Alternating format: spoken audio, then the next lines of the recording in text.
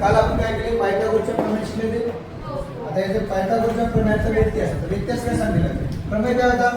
काटकोन त्रिकोणात कर्णाचा वर्ग हा इतर दोनच्या वर्गाच्या बेरजेएवढा असतो. आता पायथागोरसच्या प्रमेयाच्या व्यत्यास मध्ये काय करायचं. आपल्याला विचारतात काटकोन त्रिकोण आहे की नाही. काय विचारतात. काटकोन त्रिकोण आहे की नाही. त्रिकोण आहे किंवा नाही. काटकोन त्रिकोण असण्यासाठी लक्ष द्या. हे व्यत्यास कधी वापरायचा. काटकोन त्रिकोण असण्यासाठी सगळ्यात मोठ्या बाजूचा वर्ग. सर्वात मोठी बाजू कुठे आहे. AC. सर्वात मोठ्या बाजूचा वर्ग म्हणजे कोणाचा वर्ग. बाजूचा वर्ग. AC चा वर्ग किती दिले 25. त्याला आपण एक नाव दिले. उरल्या दोघांच्या वर्गाची बाजूंची बेरीज करा. AB चा वर्ग प्लस BC चा वर्ग. AB चा वर्ग प्लस BC चा वर्ग म्हणजे 3 चा वर्ग प्लस 4 चा वर्ग. 3 चा वर्ग 9, 4 चा वर्ग 16 म्हणजे 25. AB चा वर्ग प्लस BC चा वर्ग बरोबर 25. हे लक्षात ठेवा. आपल्याला काय करायचं याच्यावर सांगा.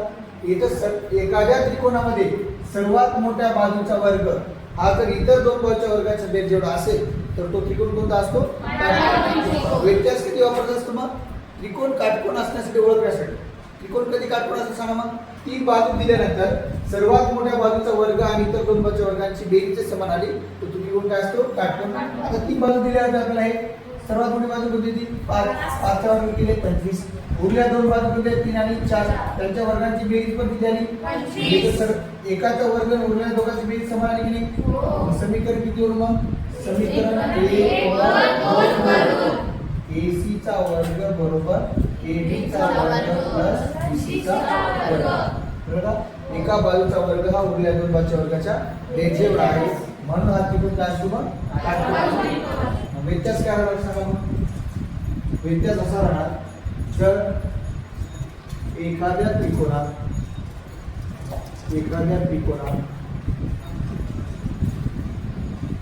सर्वात मोठ्या बाजूचा वर्ग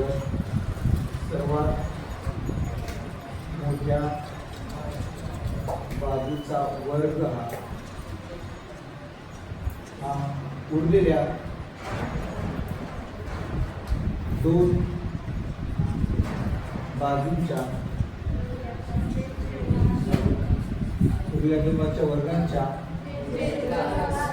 वर्गांच्या बेरजे एवढा असेल तर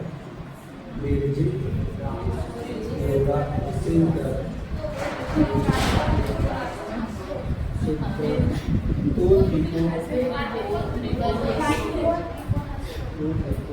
काटकोन असतो. याला म्हणायचं पायथागोरसच्या प्रमेयाचा ओके नाही. कळलं कसं कळलं. आधी काय करा पायथागोरसच्या प्रमेयाचा व्यत्यास लिहून घ्या. नंतर हे समजा उदाहरण.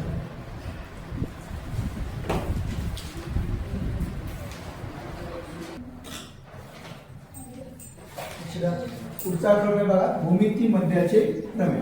आता भूमिती मध्याच्या प्रमेयामध्ये आता जेव्हा जेव्हा एखाद्या काटकोन काटकोनातून कर्णावर जर आपण शिरोलंब टाकलेला दिसला की समजून घ्यायचं भूमितीमध्ये वापरायचं. आता भूमितीमध्येचा प्रमेय काय. काटकोन त्रिकोणात आपण काटकोनातून कर्णावर शिरोलंब टाकला. कोणता BD हा शिरोलंब आहे. BD हा शिरोलंब टाकल्यानंतर कर्णाचे किती भाग झाले 2. कोणते AD आणि BC. याचा वर्ग कोणाचा शिरोलंबाचा वर्ग बरोबर काय असते या दोन भागांचा म्हणजे या दोन तुकड्यांचा गुणाकार काय असतो समान असतो. म्हणजेच काय मग BD चा वर्ग बरोबर AD गुणिले काय असतो BC असतो. याच्यामध्ये एकूण गोष्टी किती आहेत 1 2 3. 3 पैकी जर आपल्याला 2 गोष्टी दिल्या तर आपल्याला एक गोष्ट काढता येते की नाही. उदाहरणार्थ समजा हे 4 आहे आणि 9 आहे. ठीक आहे. आणि आपल्याला सांगतात BD काढायला. समजलं. मग आता लक्ष द्या इथे काय करणार भूमिती असंच लिहायचं भूमिती मध्याच्या प्रमेयानुसार. कळलं का. आता हे सुरुवात करताना लक्ष द्या हे लिहिण्याच्या अगोदर असं लिहा त्रिकोण ABC मध्ये BD लंब काय आहे AC. BD लंब काय AC असं लिहायचं पहिलं वाक्य. कळलं. जेव्हा जेव्हा भूमितीमध्ये प्रमेय वापरायचा आहे तेव्हा काय लिहायचं हे कोण कोणाला लंब आहे ते लिहायचं. समजलं. लिहिल्यानंतर आता लिहायचं नाव भूमिती मध्याच्या प्रमेयानुसार. भूमिती मध्याच्या प्रमेयानुसार प्रमेयानुसार. आता भूमितीमध्येच्या प्रमेयानुसार बघा, शिरोलंब कोणता आहे? बीडी. शिरोलंबाचा वर्ग हा काय असतो? कर्णाच्या झालेल्या दोन भागाच्या गुणाकाराला असतो, म्हणजे एडी गुणिले बीसी. समजलं? शिरोलंबाचा वर्ग हा कर्णाच्या झालेल्या दोन भागाच्या गुणाकाराला असतो. मग बीडीला बीडी दिले आपण, बीडीचा वर्गला. एडी किती आहे? 4. बीसी किती आहे? 9. मग बीडीचा वर्ग वरून 4 9 किती येते? 36. मग याचं वर्ग होऊन भेटले ना, बीडी किती येते मग? 6. शिरोलंब किती येते? 6. कळलं? मग आता कधी कधी असं करेल आपल्याला, हे देते हे काढायचं. समजलं? आता किती ना बघ, हे वाक्य लिहायचं असं, हे लंब आहे म्हणून. आणि कोणता प्रमेय? भूमिती मध्याच्या प्रमेयानुसार काय लिहिणार? बीडीचा वर्ग बरोबर एडी गुणिले काय लिहिणार? बीसी. बीडीची किंमत किती आहे? आता आपल्याला काढायचं असेल तर डीसी काढायचं. काय करायचं आहे? डीसी. कळलं? मग बीडी किती आहे? 6. 6चा वर्ग. बीडी किती आहे? 4. डीसी काढायचं कशाला? तसं 6चा वर्ग 36. 4 गुणिले डीसी. मग डीसी बरोबर काय आहे? 36. हे 4 गुणाकार काय आहे? डीसी किती येते? 9. अरे म्हणजे आपल्याला 3 पैकी 2 गोष्टी जर दिल्या आणि हे काटकोनातून शिरोलंब दिसला की समजून घ्यायचं की भूमितीमध्ये वापरायचा आहे. आणि जवळपास प्रत्येक पेपरमध्ये 1 मार्काला येत असते. कळलं का? भूमितीमध्येचा प्रमेय. समजलं? आता लक्ष द्या, भूमितीमध्येचा प्रमेय असा आहे की काटकोन त्रिकोणात काटकोनातून कर्णावर शिरोलंब टाकला असता कर्णाचे त्या शिरोलंबाचा वर्ग हा त्या कर्णाच्या झालेल्या दोन भागाच्या गुणाकार एवढा असतो. समजलं? लिहून घ्या.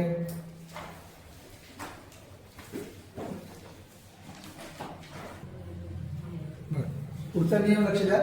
काय आपण नवीन शिकले होते? 30 अंश 60 अंश 90 अंशाच्या त्रिकोणाचा गुणधर्म. लक्ष द्या, काय जर त्रिकोण 30 60 आणि 90, कळलं? जर त्रिकोण कोणता आहे? 30 60 90 चा असेल तर 30 अंश कोणासमोर बाजू? मला सांगा, 30 अंश कोणासमोर बाजू कोण द्यायचं? एबी. मग 30 अंश कोणासमोरील बाजू ही कर्णाच्या काय असते? निमपट असते, म्हणजे हाफ असते, अर्धी असते. कळलं? म्हणजे 30 अंश कोणासमोर बाजू जे काय आहे? एबी. कर्ण कोणता आहे? त्याचं काय असते? निम्मे असते, म्हणजे 1/2 गुणिले काय असतो? कर्ण असतो. कळलं का? आणि कौशात द्यायचं काय? 30 अंश कोणा समोरील बाजू. जिथे जिथे नियम वापरले तिथे कंसात द्यायला विसरायचं नाही. आता 60 अंश कोणासमोर बाजू कोणती सांगा? 60 अंश कोणासमोरील जी कोणती बाजू असेल ती 60 नावच्या त्रिकोणावरील ते कर्णाच्या काय असते? वर्गमुळात 3/2 पट असते. कर्णाच्या वर्गमुळात 3/2 पट असते. समजलं? जर त्रिकोण 30 60 90 चा असेल तर 30 अंश कोणासमोर बाजू 30 अंश कोणासमोरील बाजू कर्णाच्या काय असते? निमपट असते. आणि 60 अंश कोणासमोर बाजू कर्णाच्या वर्गमुळात 3/2 असते. समजलं?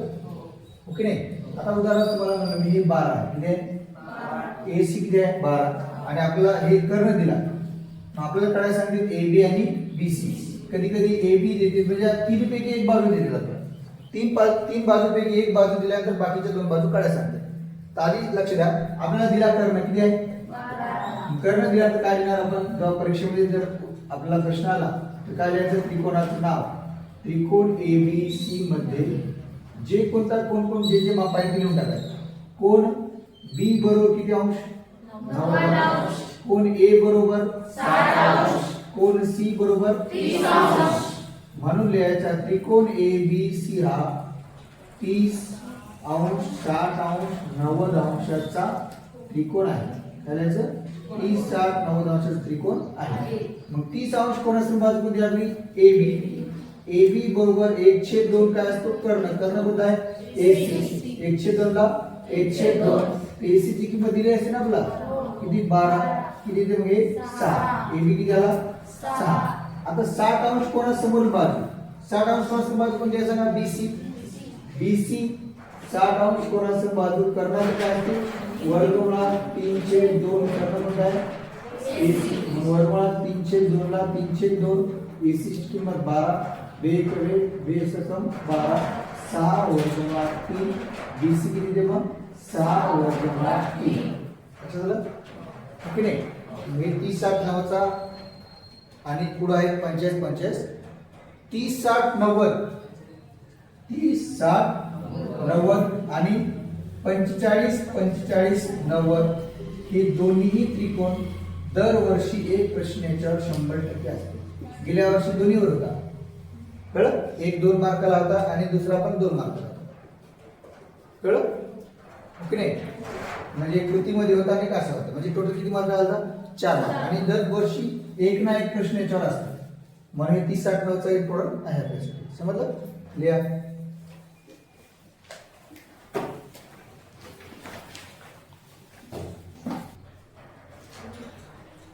आता पुढचा नेमका काय लक्षात द्या. जर त्रिकोण 45 45 90 चा असेल तर, कळलं?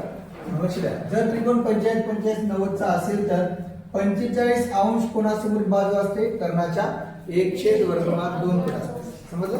आता या त्रिकोणामध्ये बघा, त्रिकोण कोणता आहे? ABC.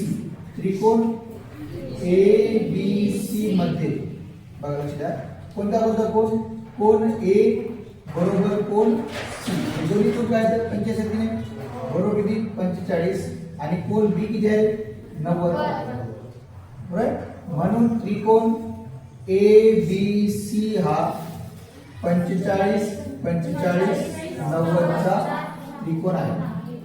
45 अंश 45 अंश 90 अंशाचा त्रिकोण आहे.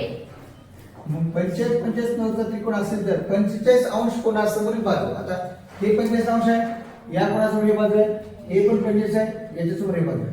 आणि आपल्याला माहित आहे कोण्याही त्रिकोणाच्या 2 कोण एकरूप असेल तर 2 बाजू पण काय असतात? एकरूप असतात. म्हणजे जे 2 कोण एकरूप आहेत त्याच्या समूह बाजू काय असतात? एकरूप असतात. म्हणजे कोण A आणि कोण B C एकरूप आहे, तर कोण A समोरील बाजू BC आणि कोण C समोरील बाजू AB हे पण काय असतात? एकरूप असतात. मग एकरूप म्हणजे AB बरोबर काय लिहू शकतो आपण? BC. आणि काय म्हणजे आपण हे दोन्हीही 45 अंश कोणासमोरील बाजू आहेत. मग 45 अंश कोणासमोरील बाजू कर्णाच्या काय असतात? मग 1/2 गुणिले काय असतात? कर्ण. मग 45 अंश कोणासमोरील बाजू कर्णाच्या 1/2 पट असतात. कळलं? पट म्हणजे गुणाकार करायचा, निपट म्हणजे 1/2 न गुणायचं. जसं आपण दुप्पट करावं 2 न गुणता की नाही, तिप्पट करावं 3 न गुणता. मग निपट म्हणजे काय? 1/2 आणि 1/2 पट म्हणजे काय? मग 1/2 न गुणायचं. जेवढी पट सांगले तेवढ्याला गुणतात कधी पण. समजलं? मग 45 अंश करून उदाहरण आपल्याला एक सांगता, एक लक्ष द्या. आता इथं 4/2 आहे, कर्ण किती आहे? 4. कर्ण 4/2 आहे, तर 1/2 दशाला तसं AC चा काय लिहितो आपण? 4/2. हे √2 कॅन्सल येते, इथे किती? 4. समजलं? ओके नाही?